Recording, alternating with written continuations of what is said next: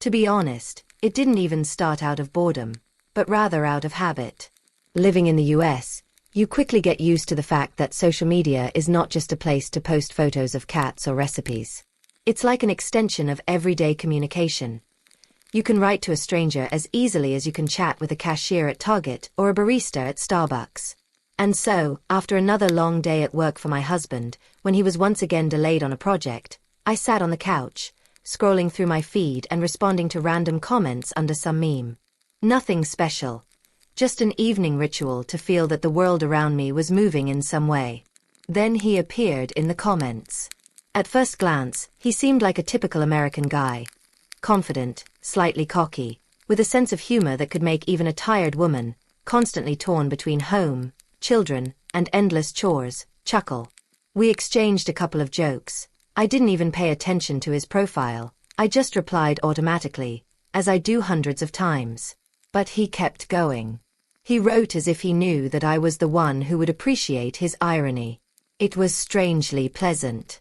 At that moment, I wasn't thinking about flirting. I didn't feel like I was breaking any rules. Here in the States, online communication is often taken lightly. It's just chatting, nothing serious. But even then, something stirred inside me, some forgotten feeling, as if someone was paying attention to me, not my responsibilities, not my results, not my to-do list. Just me. And this simple, almost accidental correspondence became the starting point for something I hadn't planned at all. When he first messaged me privately, I even smiled. His message was light, without any attempts to seem too interesting. Just a comment on a joke from the thread and a question about how my evening was going. In America, people like to engage in small talk. It's almost a cultural norm, and that's how I took it. Ordinary, meaningless correspondence.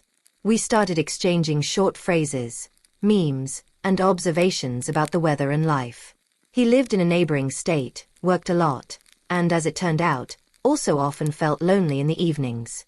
His attention was unobtrusive. That's what made it so relaxing.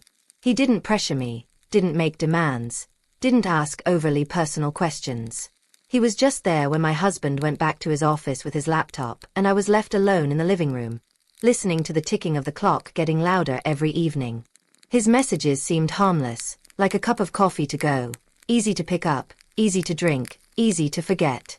But gradually I began to catch myself waiting for him. Waiting for a pop-up notification, his phrase, "How was your day?" And it was strange because my husband asked the same question, but the feelings were different. From my husband, it was a habit. From him, it was attention. And the most dangerous thing was that I justified it by saying, nothing is happening. Just texting. Just a mind game.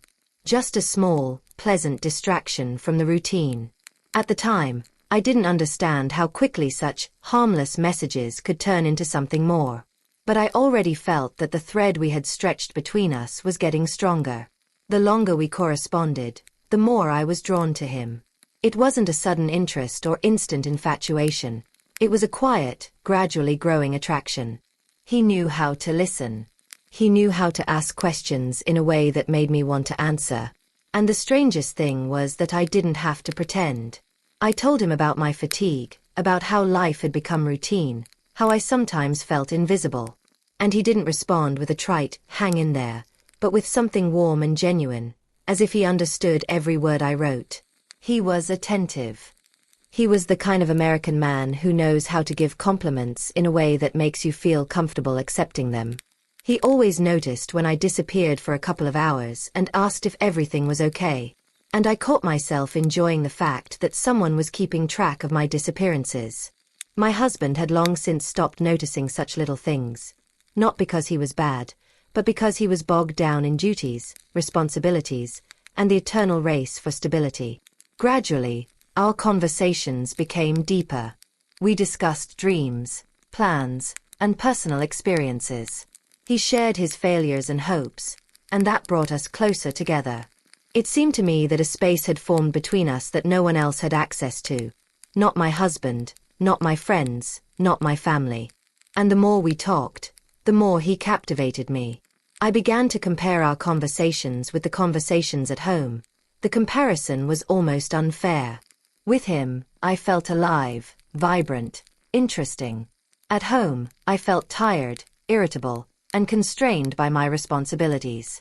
This infatuation grew quietly, almost imperceptibly, until one day I caught myself thinking, if he disappeared, it would hurt me. The suggestion to meet came suddenly from him, a short, almost uncertain, "Would you like to meet up, at least for coffee?" I was sitting in the kitchen, the vintage refrigerator humming quietly, while my husband was on a work video call in his office. I looked at the screen and felt everything inside me tremble, as if someone had turned up the volume on my emotions. I said, yes, almost automatically. And then the panic set in, the kind you feel when you realize you're really crossing the line. But at the same time, I felt a rush of excitement that I hadn't felt since college. We arranged to meet in a neutral place, a small coffee shop in the center of town, where there are always lots of students and freelancers. No one pays attention to strangers there. American cafes are full of people who are either working or hiding from work. When I walked in and saw him, the real him, not the digital one, I was overcome with shock. He was just as he had been in his messages. Confident, warm, attentive. He stood up, smiled, and hugged me lightly, without pressure. And everything in me relaxed, as if I had finally arrived at a moment I had been putting off for too long. We talked for hours. Time seemed to stand still in that cafe. He laughed at my jokes, told stories from his life, looked me straight in the eye, the way no one had looked at me in a long time. When he touched my hand, a light, almost weightless touch, I knew there was no turning back. I felt something so alive that it scared me. As I drove home along the American highways, in the silence of my car, I knew I had crossed the line. For the first time, consciously. And the scariest thing was that I wasn't ashamed. Just a strange feeling of rightness, as if I had finally allowed myself to breathe. From that moment on, everything changed. I suddenly began to live in two parallel realities. In one, I am a wife who cooks dinner, helps the children with their homework, folds laundry, and listens to my husband talk about problems at work. In the other, I am a woman who is attracted to another man, who writes, "I can't wait to see you," who knows what I'm wearing today, how I smile when I read his messages. These two lives existed side by side but never intersected. My husband really didn't suspect anything. He trusted me, and that made it even harder. Although, to be honest, at first, I hardly felt the weight of it. On the contrary, I felt like I had finally come alive. When my phone vibrated and I saw his name, I was overcome with a warm wave of emotion. I felt desired, beautiful, and needed again. It was intoxicatingly pleasant. We met more and more often. Sometimes it was just coffee, sometimes long conversations in his car, sometimes what should have happened long ago between people who are so attracted to each other. I would come home excited, elated, and it seemed that everyone around me could see the glow that I was trying so hard to hide. My husband lived his life. Work, reports, phone calls. He became less attentive, or so it seemed to me, because now I had a point of comparison. He saw me as a habit, and the other one saw a woman. And that broke me, because I understood that objectively, my husband had done nothing wrong. We were just stuck in a rut. But he pulled me out of it every time we met. I was getting deeper and deeper into this double reality. And the further I went, the harder it was to stop. To be honest, the realization didn't come suddenly. There was no dramatic moment when I looked in the mirror and said to myself, "What are you doing?" No. It was gradual, as if I were waking up from a long nap. I began to notice that my emotions had become too strong, too unstable. It was becoming difficult for me to switch between two worlds, the special and desirable one with him, and the ordinary and predictable one at home. I understood that it all started as a game. As light-hearted fun. Just for fun. The American style, a little flirting, a little attention, nothing serious. But it developed into something more than I could have imagined. I didn't notice how I became dependent on his messages, his scent, his voice. From the fact that he looked at me in a way that no one had looked at me in a long time. But gradually I realized that I had destroyed the boundaries that had once been important.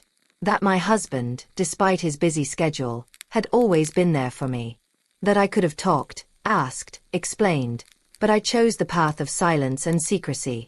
I chose ease where I should have worked, and I chose attention where I could have demanded it at home. And yet, back then, during that period, I was happy. Happy that I felt alive again, that I hadn't grown old inside, that I could be desired. This joy was selfish, but so strong that it drowned out everything else. I don't want to make excuses.